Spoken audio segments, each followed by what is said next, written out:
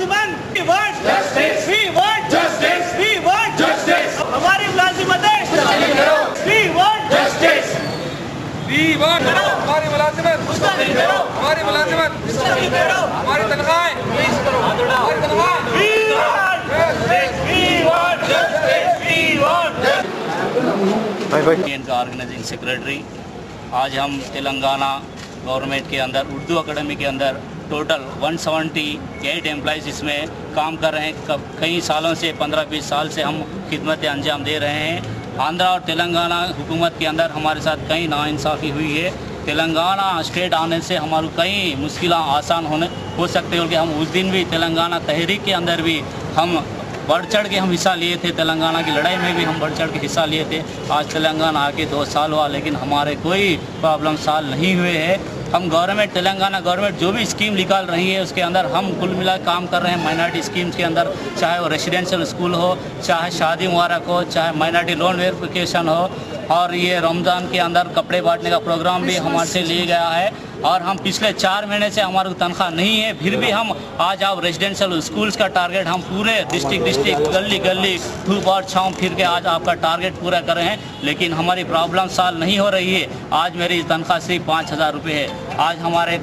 आज computer centre वालों की तनख्वाह 8,500 है। क्या ये तनख्वाह कोई गवर्नमेंट डिपार्टमेंट में है? सिर्फ उर्दू एकेडमी के तहत हमें उर्दू एकेडमी से हमको माइनॉरिटी वेलफेयर डिपार्टमेंट के अंदर दिया गया है 2013 में। 2013 से हम माइनॉरिटी वेलफेयर डिपार्टमेंट के अंदर शादी मुबारक की स्कीम में हर डिस्ट्रिक्ट से हम लोग काम करें 2013 से रिसेंटली 2 महीने तक। फिर 2 महीने के बाद हमको माइनॉरिटी वेलफेयर से हमको फाइनेंस कॉरपोरेशन के अंदर ट्रांसफ़र किया गया है। फाइनेंस कॉरपोरेशन के अंदर हमको ये रेसिडेंशियल स्कूल्स और माइनॉरिटी लोन्स वेरिफिकेशन के काम हमको दिए हैं। हम उसके लिए भी काम कर रहे हैं। आज माइनॉरिटी रेसिडेंशियल स्कूल भी हम टारगेट पूरा कर रहे हैं। हम उर्दू अकेडमी से माइनॉरिटी वेलफेयर गए हैं, माइनॉरिटी वेलफेयर से आज फाइनेंस को आए हैं। हम हर डिपार्टमेंट से हमारे से काम ले रहे हैं, लेकिन आज हमारा प्रॉब्लम सॉल्व नहीं हो रहा है। लिहाजा हम हुकूमत से एक ही डिमांड करते हैं। हम कई सालों से हम काम कर रहे हैं, हुकूमत से हमारा एक ही हम लोग कॉन्ट्रैक्ट बेसिस पे है सर, आउटसोर्सिंग भी नहीं है सर, कंसोलिडेट थोड़े है, कॉन्ट्रैक्ट थोड़े है सर।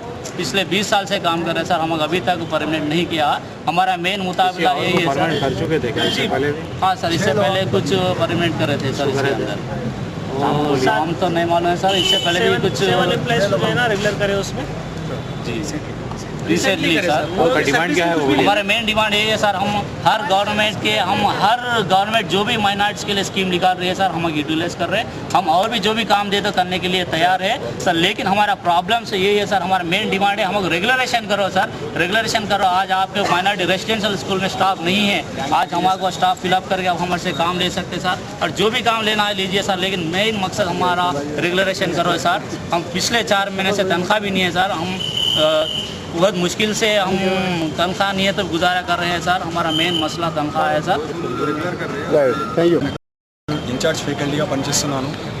ప్రస్తుతం మన తెలంగాణ ప్రభుత్వంలో మైనారిటీలకు న్యాయం జరుగుతుందని ఇంతవరకు అందరూ చెప్తున్నారు, కానీ మా ఉర్దూ అకాడమీ ఎంప్లాయ్కి ఇంతవరకు న్యాయం జరగలేదు. తెలియపరచినది ఏమనగా ప్రతి వాళ్ళకి ప్రతి విషయంలో మైనారిటీ పనులతో ఉర్దూ అకాడమీ ఎంప్లాయీని వాడుకుంటున్నారు. ఏ విధంగానంటే మొన్న షాదీ ముబారక్ స్కీమ్లో 51,000 గురించి వాళ్ళని వెరిఫికేషన్ చేసి వాళ్ళ ఆన్లోడ్ అన్ని పనులు మాతో చేయించారు. ఇప్పుడు కొన్ని రోజుల తర్వాత మైనారిటీ రెసిడెన్షియల్ స్కూల్స్ అని ప్రభుత్వం ప్రారంభించింది.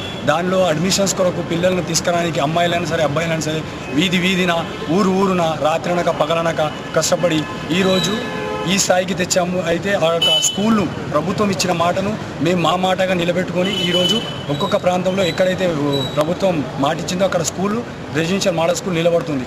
అదేవిధంగా ప్రస్తుతం ఇచ్చిన పని ఏంటంటే ఇమాంలకు మరియు మోజంలకు ప్రతి నెల 1,000 రూపాయల చొప్పున వాళ్ళకు జీతభత్యాలతో ప్రభుత్వం మాటిచ్చింది. దాని యొక్క వెరిఫికేషన్ కూడా మమ్మల్ని తీసుకొని మాతోని ఆ పని కూడా చేస్తున్నారు. కానీ మేము ఎలాంటి పనికి మేము ఎప్పుడు కాదనలేము, ఎందుకంటే ఇది యొక్క మా ప్రభుత్వము, మన తెలంగాణ, మనమందరం కష్టపడితే దీన్ని సాధించుకున్నాము. సో అదే స్ఫూర్తితో మేము ఈ రోజు దాకా పనిచేస్తున్నాం. కానీ ప్రస్తుతానికి మా ఇంటిలోనే పూట గడవడం కష్టంగా ఉంది. కాబట్టి అదేవిధంగా ఏంటంటే ప్రతి ఒక్కరు తన కాయ కష్టం చేసుకొని ఏదో చేసి ఈ యొక్క జీతభత్యాలతోని వాళ్ళ యొక్క జీవితాన్ని గడుపుతున్నారు. కానీ ఇప్పటివరకు వీళ్ళకు రెగ్యులర్ అన్నది, తర్వాత వీళ్ళకు ఏదైనా ఒక స్కేల్ కానీ ఇవ్వలేకపోతున్నారు ప్రభుత్వం. ఏ మాట కూడా చెప్పలేకపోతుంది. ఇక్కడ ఉన్న అధికారులకు మేము హజస్లో ఉన్న అధికారులకు మేము సంప్రదిస్తే ఇది మా పని కాదు, ప్రభుత్వంతో కావాలి, ప్రభుత్వంతో కలిస్తేనేమో మీ యొక్క ప్రభుత్వ ఉద్యోగులే మీకు సహకరించడం లేదని, ఇలా చేయడం వల్ల మేము మా ఒక కూటి లేకుండా పోయింది. సో కాబట్టి ఉంది ఇప్పుడు ఈ టర్మ్లో కాదు, నెక్స్ట్ టర్మ్లో అవుతుంది. లేదు మీరు అసలు కాంట్రాక్ట్ బేసిస్లోనే రారు, మీరు రెగ్యులరైజేషన్కి ఇలాంటి మీ యొక్క అపాయింట్మెంట్ అనేది చెల్లదు. సో అలాంటి సరి అయిన ప్రశ్నకు సరి అయిన సమాధానం ఇవ్వకుండా మమ్మల్ని బయటకు పంపిస్తున్నారు.